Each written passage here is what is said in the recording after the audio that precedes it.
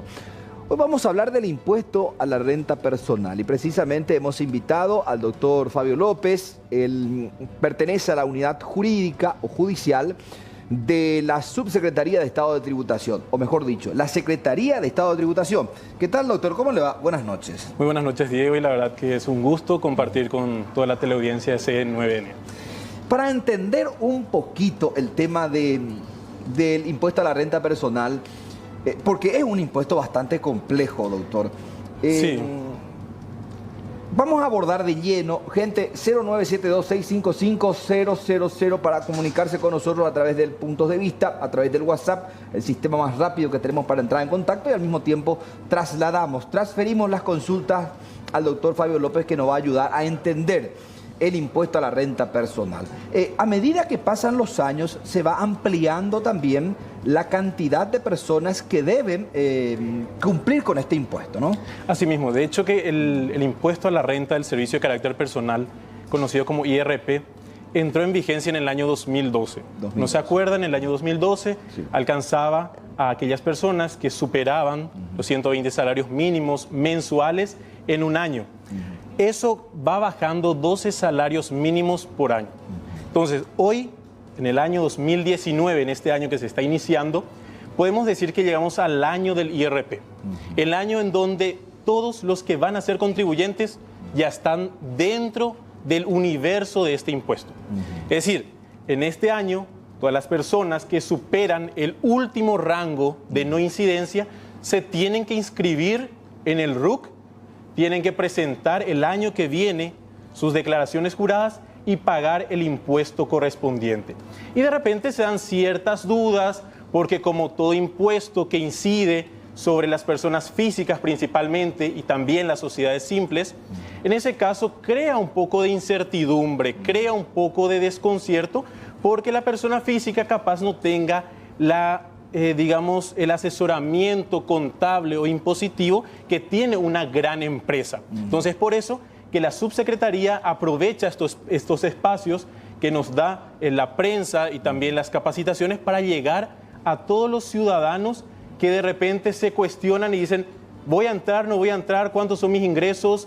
¿Son estos los ingresos? Yo ya soy jubilado, yo estoy trabajando en tal entidad. Y entonces crea unas dudas que hoy, esta noche, queremos disipar. Claro. Doctor, ¿cuál es el último rango en el que actualmente iniciamos en este periodo del año 2019? Sí, justamente en este año 2019 nosotros llegamos a ese último rango, que son de los 36 salarios mínimos mensuales en el año.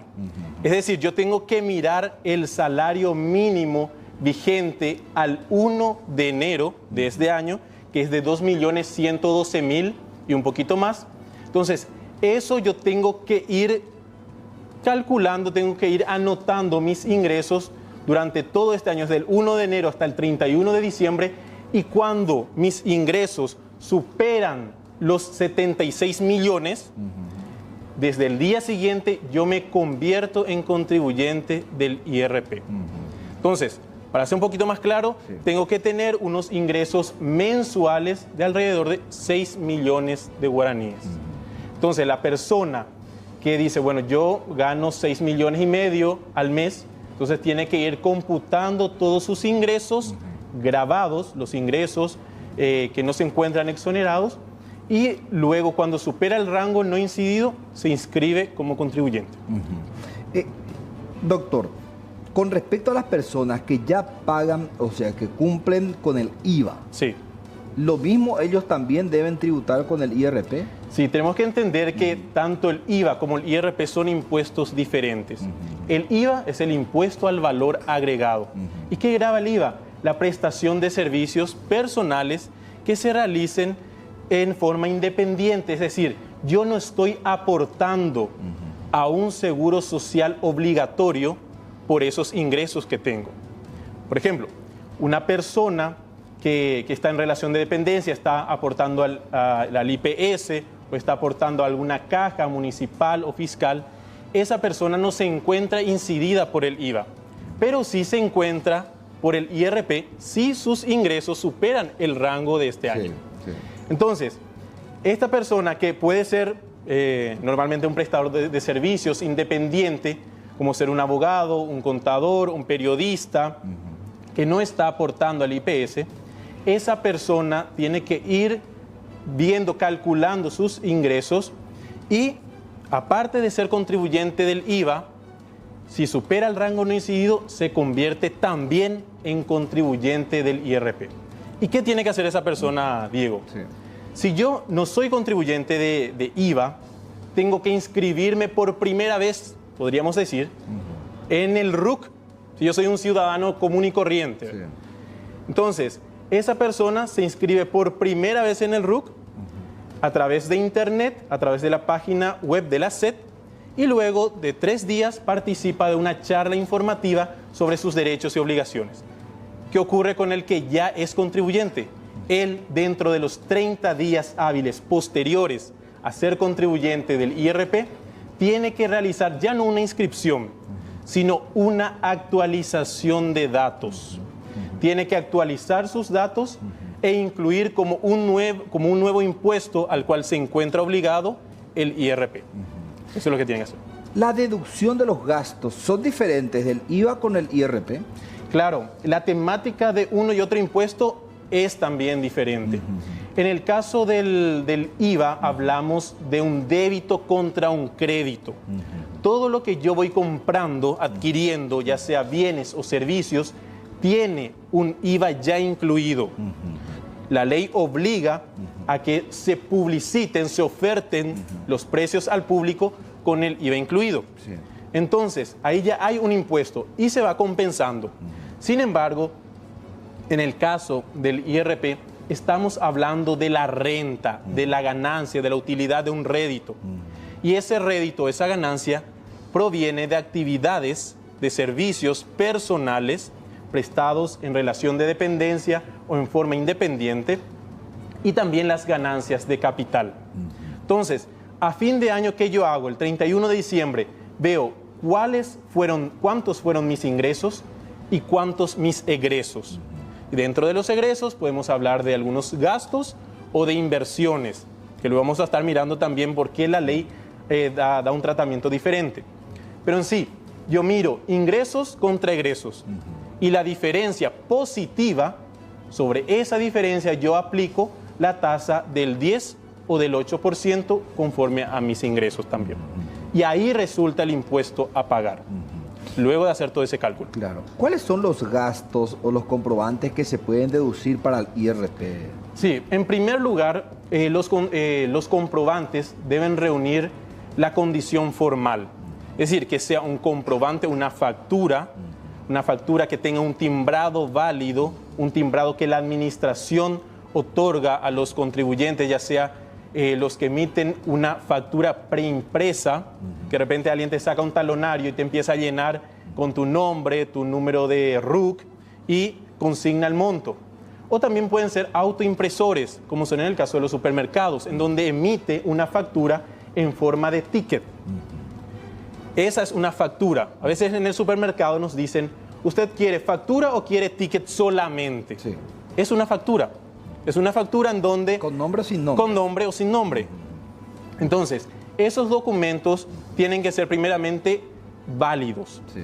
Luego, para el que yo pueda deducir, ya sea como un egreso, un gasto o una inversión, tiene que encontrarse esa factura a mi nombre, a nombre del contribuyente. Si está en modo ticket, como se dice generalmente, no funciona. No vale porque no está identificado el contribuyente del IRP. Entonces, me sirve a mí, me sirve para poder calcular mis gastos del mes, le sirve también a la empresa porque la empresa va a pagar impuestos sobre eso, pero para deducir del IRP, si soy contribuyente, en ese caso no me sirve. ¿Por qué?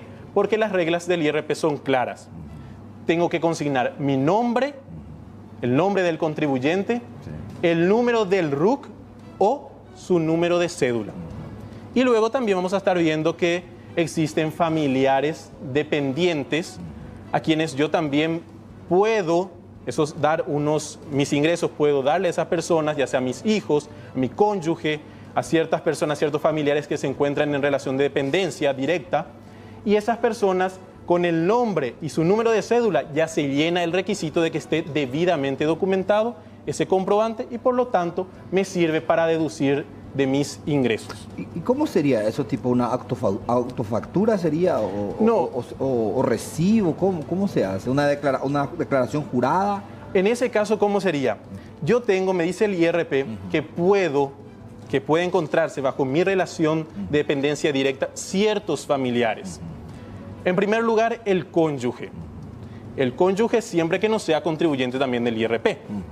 Entonces, el cónyuge, todos los hijos menores de edad, los hijos mayores de edad que tengan algún tipo de discapacidad que ha sido declarada judicialmente, esa discapacidad, y luego encontramos a otros familiares, por ejemplo, los hijos mayores de edad.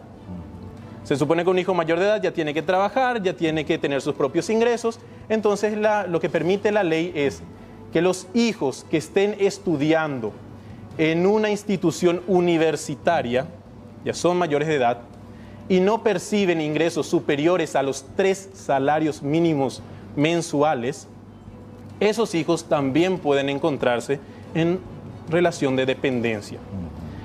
Además, los padres, los abuelos, los hermanos, con la misma condición de que esos familiares no perciban ingresos superiores a los 3 salarios mínimos. Es decir, puede ser que viva conmigo mi suegra, mi hermano que no trabaja, entonces esas personas también pueden ser, todos sus gastos pueden ser deducibles de mis ingresos. El vencimiento, doctor, ¿a qué altura del año se da el vencimiento? Por ejemplo, 2018. Sí. Cerramos el año 2018. ¿Hasta cuándo hay tiempo para presentar los gastos deducibles del IRP del 2018? En el caso puntual del 2018, la normativa nos dice que uno tiene tiempo para presentar la declaración jurada, por una parte. La declaración jurada en donde identifico todos mis ingresos, mis gastos e inversiones. Y pagar el impuesto hasta el tercer mes del año siguiente. Es decir, cerramos 2018 el 31 de diciembre, tengo tiempo para presentar mi declaración jurada hasta marzo de este año. Del 2019. ¿Y cuándo presento? Conforme al calendario perpetuo de vencimientos del IVA, que se inicia el 7 de cada mes, es decir, el 7 de marzo se estaría iniciando los vencimientos del IRP correspondientes al ejercicio fiscal 2018. Eso ya depende de la terminación del RUC, ¿no? Efectivamente, depende de la terminación del último dígito verificador. El mío, por ejemplo, es _2. Ojo, no se tiene en cuenta el dígito verificador. O sea se que tiene en cuenta el último el 9, número. Por ejemplo, es el mío. Efectivamente, ¿cómo está compuesto en el caso de las personas físicas? El número de cédula seguido de un dígito verificador. Sí. El dígito no miramos. No miramos. Vamos a mirar el último número de mi cédula y conforme, si es por ejemplo un 0, se iniciaría ya el 7 de marzo. Claro. Y si es el 1, pasaría ya el 9 de marzo. Y así, día de por medio, van venciendo el calendario perpetuo. ¿Y luego para el pago? Y el pago tengo tiempo también hasta esa fecha. Hasta esa fecha. Hasta esa fecha. Estuve escuchando por ahí, porque se habla mucho de esto, facturas de comprobantes de créditos, por la compra de vehículos, por créditos obtenidos para el uso particular. ¿Eso también se puede deducir en el gasto? Sí, de hecho que tenemos por un lado los gastos y por otro lado las inversiones. En el caso de los gastos, el sistema del IRP admite una deducibilidad muy amplia. Es decir, casi todos los gastos que uno tenga, ya sea para la generación de la renta, es decir, si yo soy periodista, me compro un traje, me compro unos micrófonos, unos equipamientos, computadora, todo eso siempre va a ser inversión. Es decir, me compro una computadora para mi trabajo, es una inversión. De repente, luego tengo gastos personales, alimentación, manutención, vivienda, esparcimiento en el territorio nacional. Todo eso es deducible como gasto. Hasta el cine, el restaurante, donde yo vaya, es todo, siempre que pida comprobante, una factura a mi nombre con mi número de cédula o mi RUC, es un comprobante válido y me sirve. Sin embargo, están las inversiones. En el caso de las inversiones, tenemos que hay ciertos gastos que pueden ser considerados inversiones. Como te decía, el tema de una computadora, en cuanto a los egresos personales, los gastos que yo realice por salud, por educación, esos gastos, ya sean míos o de mi familia, también son inversiones. ¿Vehículo qué se considera, por ejemplo? Bueno, el tema del vehículo, siempre que no sea un vehículo para la generación de mayor renta, es un gasto. Es decir, yo tengo un vehículo para irme los fines de semana con la familia de paseo, ese vehículo yo deduzco en ese ejercicio en que compré como un gasto. Sin embargo, si es que compro un vehículo para mi trabajo, porque mi trabajo es repartir algún producto, entonces va a ser una inversión. Y ahí la diferencia radica en que las inversiones, si existe alguna pérdida en este año debido a inversiones, yo puedo arrastrar en los próximos 5 años. Es decir, ¿se acuerda que decíamos que si existe una diferencia positiva, yo pago impuesto?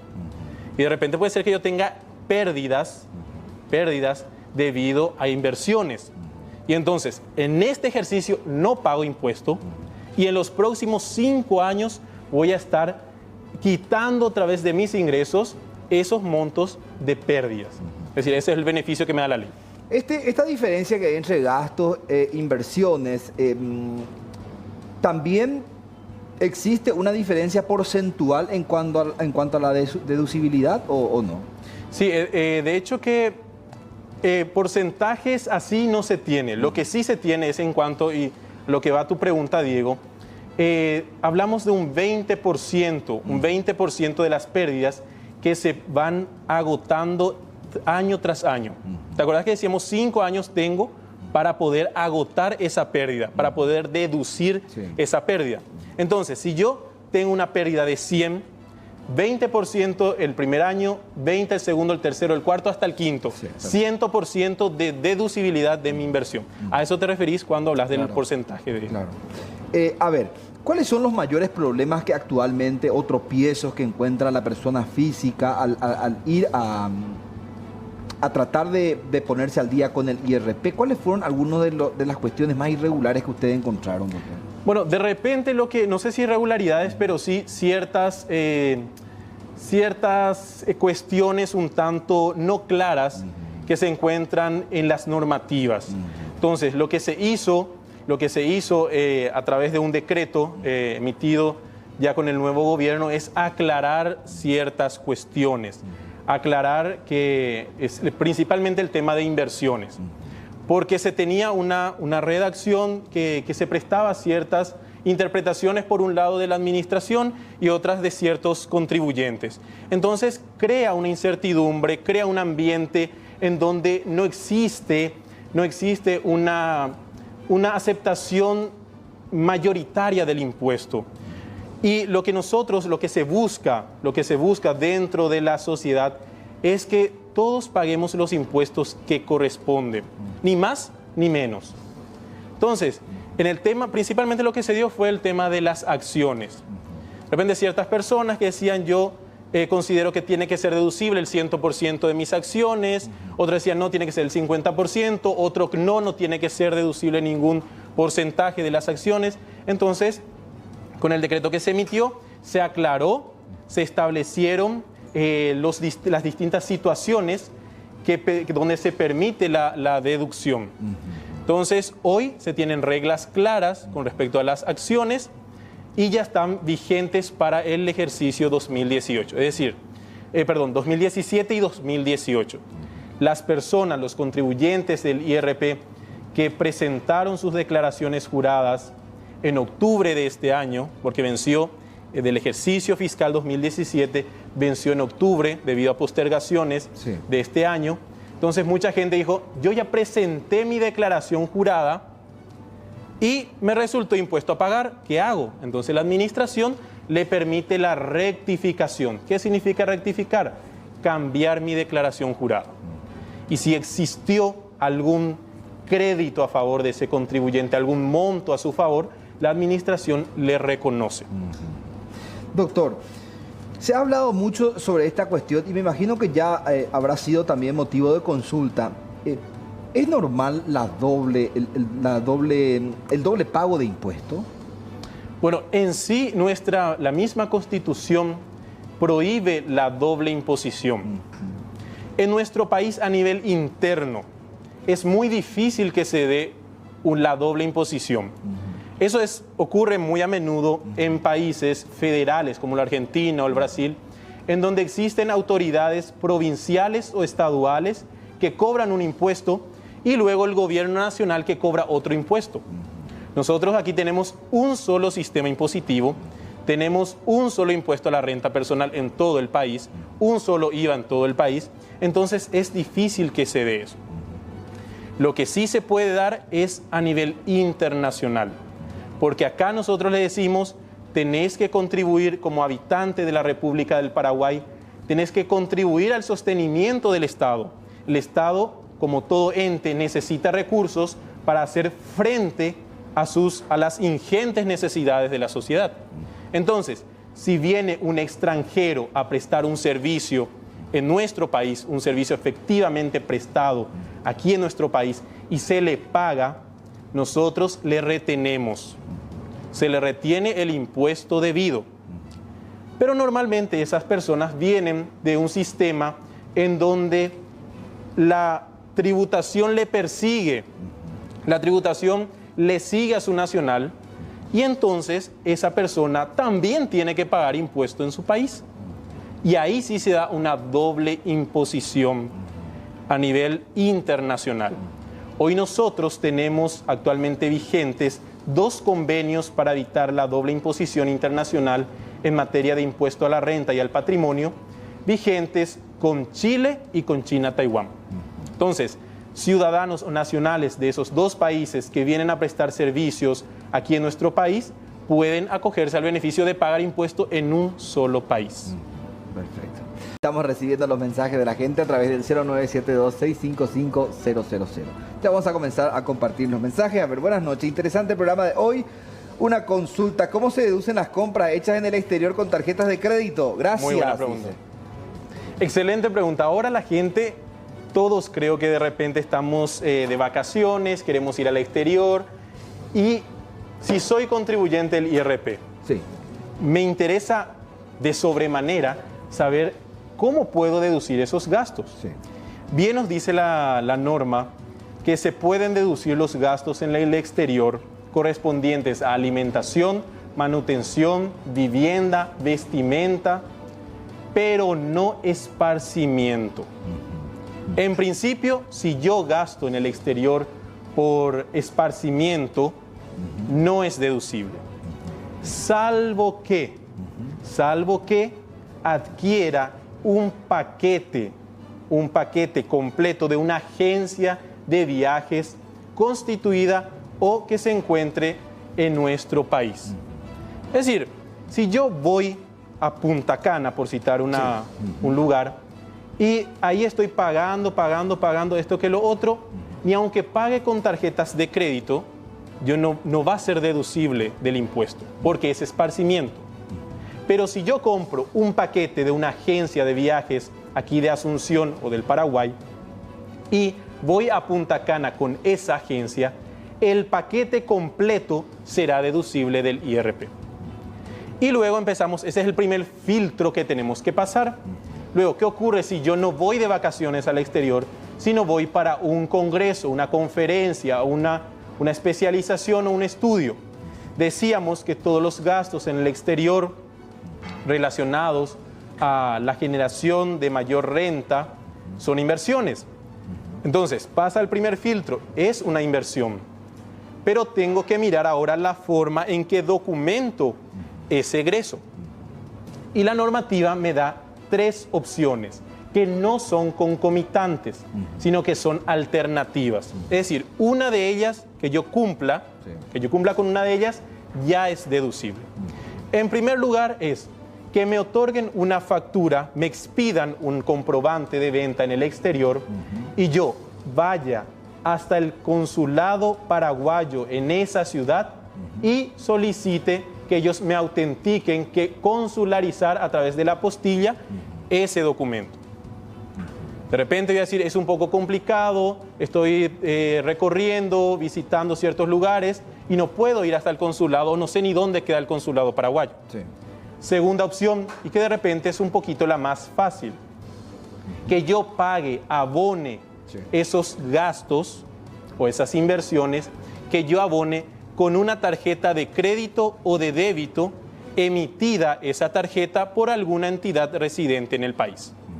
Entonces, si yo voy con una tarjeta de crédito al exterior y voy pagando mis egresos, ya me olvido de la factura, ya me olvido de la consularización y de la apostilla. Segunda opción, y de repente la más accesible, la más fácil, llevar al exterior mi tarjeta de crédito o de débito y pagar con ella. Siempre que esa tarjeta sea emitida aquí en el país. Claro. Y por último... Porque tengo entendido que los bancos te permiten ingresar incluso por la web para que vos puedas imprimir tus facturas. Claro, eso es un servicio que tienen, los bancos. Y eso se puede utilizar como comprobante. Y ojo, en ese caso, que yo utilizo como comprobante de que gasté en el exterior. Sí. Y solamente en este caso, mi extracto de la tarjeta.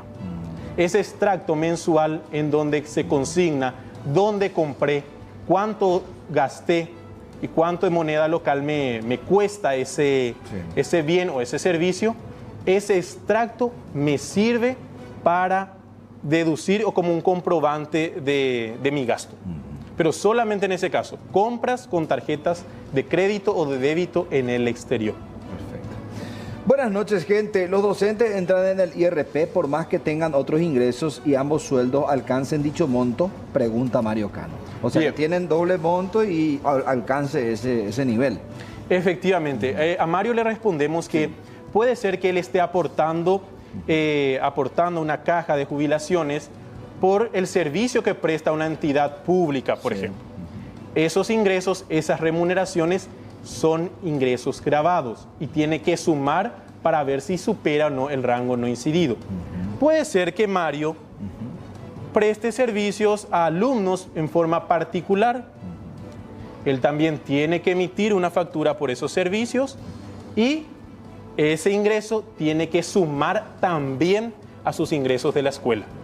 Entonces, todos los ingresos tienen que ir sumándose, salvo los que están exonerados. Por ejemplo, en el caso de los trabajadores, es muy importante aclarar que el aguinaldo, conforme al Código del Trabajo, la 13ª remuneración que percibe el trabajador, esa se encuentra exonerada. Eso yo no computo para saber si supero o no el rango no incidido. Pero es lo único que tiene que excluir. En el caso de Mario. En el caso de Mario. Claro, interesante que la gente haga así las consultas puntuales para poder ir aclarando. Porque surgen siempre muchas dudas respecto al IRP. ¿Qué se tiene en cuenta para la suma de ingresos debido a que el Estado nos descuenta el 16% por nuestra jubilación? ¿El salario nominal o el salario real? Es lo que pregunto. Bueno, muchas gracias también a el funcionaria pública o público. En este caso, él tiene que computar el salario nominal, el salario presupuestado. Es decir, yo tengo un salario de 3 millones, pero se me descuenta el 16% y quedan 2.500.000. Yo tengo que computar los 3 millones para saber si supero y también si ya soy contribuyente como ingreso gravado. ¿Y por qué? Porque la ley me permite deducir ese aporte jubilatorio. Es decir, yo sumo el 16%, pero luego resto como aporte jubilatorio y consigno en mi declaración jurada como un egreso deducible. Es decir, sumo, pero después me resta. Te entiendo. ¿Cuándo se vende una propiedad se debe pagar IVA e IRP? Pregunta. Bien, el IVA en todos los casos se paga. En el caso del IRP, no es que voy a pagar por ese inmueble. Tengo que mirar bien la situación y ver. Yo soy una persona que no soy contribuyente todavía del IRP porque mis ingresos no superan el rango no incidido, pero vendo el único inmueble que tengo. Al vender ese único inmueble que tengo, tengo que mirar si el monto de la venta supera o no el rango no incidido de este año, que este año son 76 millones. Sumando con tus ingresos mensuales. Efectivamente, también tus ingresos mensuales. Pero en este caso yo tengo que mirar si, además de mis ingresos mensuales, sumado la venta de ese inmueble, si supera 76 millones y un poquito más, entonces desde el día siguiente yo me convierto en contribuyente del IRP. Y ojo, no se paga impuesto sobre la venta de ese inmueble, sino voy a pagar impuesto por los ingresos que tenga posterior a la venta de ese inmueble. Es decir, yo vendo ese inmueble, me hace superar el rango no incidido, desde el día siguiente soy contribuyente. Y los ingresos desde ese día siguiente en que soy contribuyente son los que se tienen en cuenta en mi declaración jurada para pagar el impuesto o no. A ver, siguiente consulta que dice, buenas tardes, soy contribuyente del IRPC. Sí. Y tengo unas preguntas. Uno, si debo pagar también el IRP, ¿cómo se liquida el IRPC? Muchas gracias y saludo a mi amor Marlene, dice a mi madre Emilia que están viendo el programa conmigo. Éxito. Ahí Marlene parece que le exigió lo que ponga y que diga mi amor Marlene. Pero bueno, ¿qué le respondemos, Fabio? Bien, bueno, en este caso tenemos que, para la gente, para que podamos entender, sí, el IRP es el impuesto a la renta del servicio de carácter personal. Y por otro lado está el IRPC. El IRPC es una especie de un mini IRASIS, que es el impuesto a la renta comercial. El impuesto a la renta de las actividades comerciales, industriales o de servicios. Esta persona, este señor, es contribuyente del IRPC. ¿Por qué? Porque sus ingresos por su empresa unipersonal no superan los 500 millones. Él ya es contribuyente de IRPC. Entonces, como contribuyente de IRPC, él se asigna cierto monto de remuneraciones. Y esa asignación está exonerada del IRP. Es decir, él va a pagar impuesto ahí en el IRPC, no en el IRP. Porque él ya tiene un impuesto a la renta, en este caso que es el IRPC, del pequeño contribuyente. Entonces, claramente la ley me dice que esa ganancia proveniente del IRPC no se computa en el IRP. Salvo que él aparte preste otros servicios que no están vinculados a su IRPC. Es decir, él tiene su empresa unipersonal, pero aparte está prestando otro servicio de consultoría, algún asesoramiento, entonces por eso sí él va a tener que computar sus ingresos y ver si supera o no. Muy bien, hola, ¿qué tal? Quisiera que explique otra vez en qué momento ingresan al IRP los contribuyentes que pagan IVA. Claro, este es mi caso, por ejemplo. Efectivamente. Porque yo pago IVA y ahora ya me ingresaron a IRP, bueno, el año pasado en realidad. Tenemos que entender que en el caso del IVA es el impuesto al valor agregado. El IVA ya está incluido, decíamos, en todas las compras que realice. Entonces, yo como persona física que no estoy aportando a un seguro social obligatorio por ley, no estoy aportando, debo ser contribuyente del IVA por la prestación de ese servicio. Sí. Es decir, un hecho generador es la prestación del servicio. Por eso pago IVA. Y en puridad, no soy yo el prestador del servicio quien paga el IVA, sino es el consumidor final. Por eso el consumidor final siempre tiene que exigir el comprobante, porque si no exige el comprobante, el que le prestó el servicio se está quedando con el impuesto, porque decíamos que el impuesto ya está incluido en el precio ofertado. Entonces, por un lado, yo soy profesional independiente, presto servicios, facturo, soy contribuyente de IVA, pero ese impuesto realmente está pagando el consumidor final, la persona que me pagó mis honorarios. Sin embargo, el IRP es un impuesto a la renta y el impuesto a la renta tiene en cuenta no la prestación del servicio, sino tiene en cuenta la generación de la utilidad. El 31 de diciembre a las 23:59 horas, entre que nosotros alzábamos las copas, festejando un nuevo año y despidiendo el año 2018, se configuraba el hecho generador del IRP. Es decir, ahí se cerró, ahí murió la posibilidad de que yo solicite comprobantes para deducir egresos. Sí. Entonces, miro todos mis ingresos desde el 1 de enero hasta el 31 de diciembre y miro todos mis egresos desde el 1 de enero hasta el 31 de diciembre. Y si existe una diferencia positiva, si hay renta, si hay ganancia, si hay utilidad o algún rédito, en ese caso yo tengo que pagar impuesto en marzo del año siguiente. Entonces, son dos hechos generadores diferentes.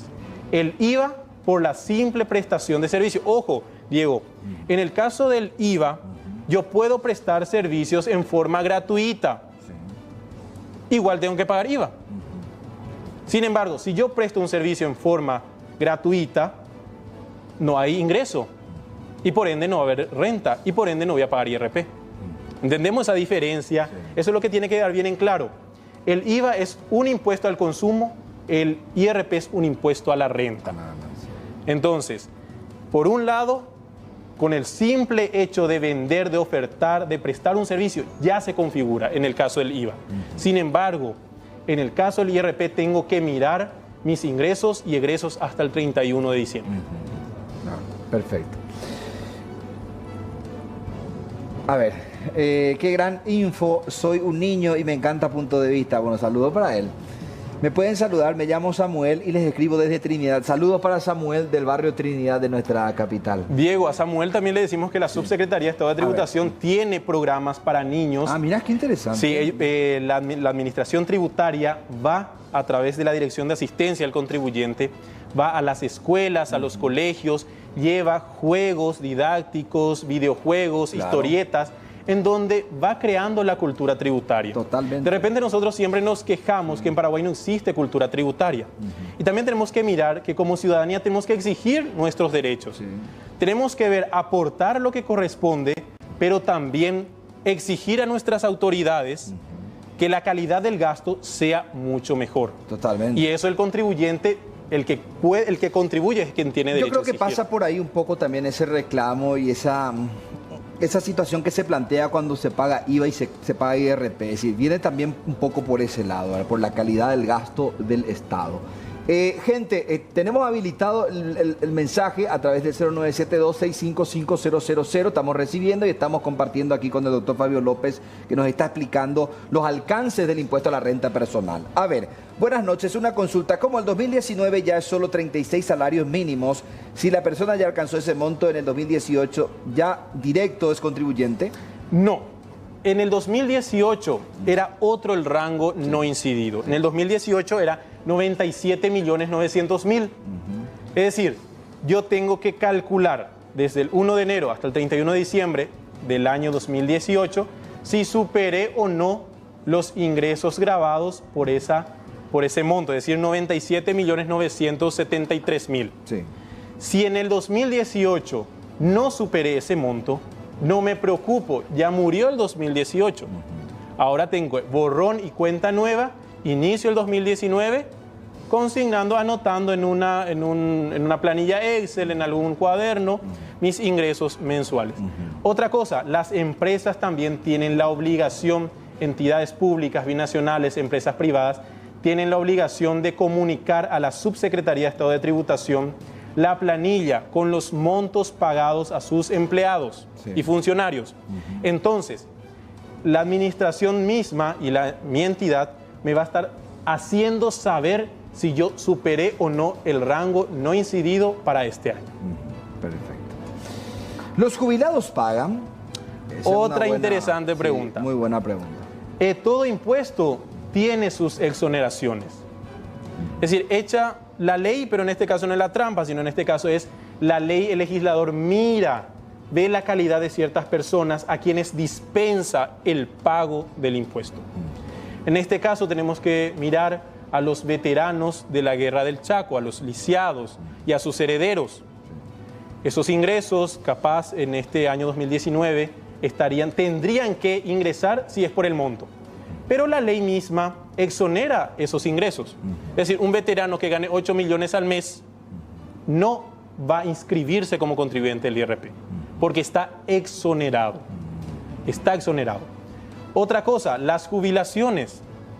Las jubilaciones, las pensiones, los haberes de retiro. todo eso también está exonerado. Es decir, un militar, un policía que tenga unos ingresos mensuales provenientes de su jubilación que superen los 6.400.000 al mes, esa persona de repente podría preocuparse y decir a la pinta, ¿voy a ser o no contribuyente? Le aclaramos que no va a ser contribuyente. Al menos está por exonerado. ese ingreso. Al menos por ese ingreso. Porque de repente, algunos que se dedican al comercio, por ejemplo, ahí sí ya... Efectivamente, ahí tenemos que tener en cuenta que no es el jubilado el exonerado, sino las jubilaciones. Si soy un jubilado que tiene todavía fuerzas para seguir trabajando, en ese caso voy a tener que pagar impuestos si los otros ingresos que no son jubilaciones superan el rango no incidido. Perfecto. Si cambia el salario mínimo durante el año, ¿cambia también la base del IRP? Interesante pregunta. ¿Se acuerdan que decíamos al inicio que se tiene en cuenta el salario mínimo vigente al 1 de enero de cada año? Sí. Es decir, hoy, el 1 de enero, ya sabemos cuál fue el salario mínimo, de 2.112.000 y alguito. Entonces, eso ya no se mueve. Normalmente a mitad de año ahora se estudia para actualizar el salario mínimo vital vigente, pero eso ya no incide, porque este año, como bien sabemos, ya llega al tope. El año que viene ya todos los que superan los 36 salarios estarían entrando. Pero siempre se tiene en cuenta el salario mínimo vigente al 1 de enero de cada año. Perfecto. Buenas noches, gente. Los docentes entran en el IRP por más que tengan otros ingresos y ambos sueldos alcancen dicho monto. Ya Mario Cano había hecho esa pregunta, pero amplió su pregunta. Excelente las explicaciones del señor Fabio. Felicitaciones por ser una persona capaz. Así necesitamos gente con experiencia. Éxitos a todos, Mario. Aclaro que no conozco a Mario Cano, así que sí. Gracias, agradezco el concepto, pero... Sí. Buenas noches. Me gustaría hacer una consulta. Cuando una persona recibe un inmueble por herencia y lo vende, ¿está obligado a inscribirse al IRP? Bueno, en ese caso, en el caso de las herencias, los anticipos de herencia está exonerado. Es decir, yo recibo... Una casa, por ejemplo, efectivamente, recibo una casa de herencia y en otras situaciones eso es un incremento patrimonial, es un incremento para mí. De repente, si usted, Diego, me regala una casa, eso sería un ingreso grabado. Es decir, yo tengo que ver cuánto cuesta esa casa y consignar como un ingreso. Sin embargo, como es una herencia, en ese caso está exonerada la herencia. Pero cuando yo vendo esa casa posteriormente, ahí sí ya va a ser un ingreso grabado. ¿Por qué? Porque está siendo una enajenación de un inmueble que yo tengo, es quizás mi único inmueble que estoy vendiendo, y entonces tengo que mirar el rango no incidido y todas esas cosas que habíamos hablado anteriormente. Pero en el caso de la herencia, no, está exonerado. ¿Cuántos contribuyentes me decía? Una cifra importante. Sí, el 2018 cerró con 86.766 contribuyentes. ¿De IRP? De IRP, solamente de IRP. Es decir, acá también tenemos que entender también, Diego, que el IRP incide sobre solamente el 10%. Este año va a incidir solamente sobre el 10% de la población económicamente activa más rica. Estos son estudios que realizó la doctora Verónica Serafini, a quien cito. Ella había explicado que solamente el 10%. Y los que superan los 120 salarios son solamente el 1% de la población económicamente activa. Entonces, estos 86.766 contribuyentes que están hoy en el IRP, se estima que otros 30.000 van a ingresar en este año. Y ahí casi como que ya se agota el universo, salvo que obviamente las personas vayan incrementando sus ingresos. Doctor, en los años posteriores. Brevemente, me estaba olvidando de una consulta ahí que quedó picando de la gente. Senadores y diputados, ¿pagan el IRP? Sí, el IRP es claro, donde dice que todas las remuneraciones, dietas, honorarios, cualquier forma que uno llame a la retribución que está percibiendo es un ingreso grabado. También, donde entran los diputados y senadores, son los cargos electivos. Y expresamente la ley dice, también son contribuyentes aquellos que reciban esas remuneraciones por cargos electivos. Creo que la gente quiere escuchar, no se salvan los senadores y diputados. No, así es. Nadie se salva. Bueno, doctor, muchísimas gracias por todos estos datos. Me parece muy importante insistir sobre este aspecto y probablemente en otra ocasión nos vamos a invitar nuevamente a sacarnos las dudas respecto no solamente a la IRP, sino también a otros impuestos. Sí, también finalmente que la gente se acerque a la Subsecretaría de Estado de Tributación. La Subsecretaría tiene varios medios de comunicación. Está el correo electrónico, está el 417-7000, que es el call center. Justamente el primer día hábil del año, el señor viceministro estuvo atendiendo personalmente las consultas de los contribuyentes en el 417-7000. Uno puede pedir, las empresas, gremios, pueden pedir capacitaciones, eso se coordina y en cualquier momento uno puede ir. Toda la batería de materiales y también los instructores y capacitadores de la SED se pueden acercar en las empresas y a los gremios. Doctor, finalmente esta consulta importante. Hola, ¿qué tal? Una consulta. Yo gano salario por hora. 25.000 guaraníes mensual. Y ellos me descuentan IPS. ¿Ese se puede responder, por favor? Sí, decíamos, todos los ingresos, si bien yo puede ser que perciba por hora, destajo, por producto, por unidad de tiempo, todo eso yo tengo que sumar. Ir sumando. Y suma con su IPS. Porque decíamos, se suma el aporte jubilatorio y luego se resta para deducir otra vez. Perfecto. Gracias, doctor. Muy amable. Muchas gracias, Diego, y a toda la audiencia.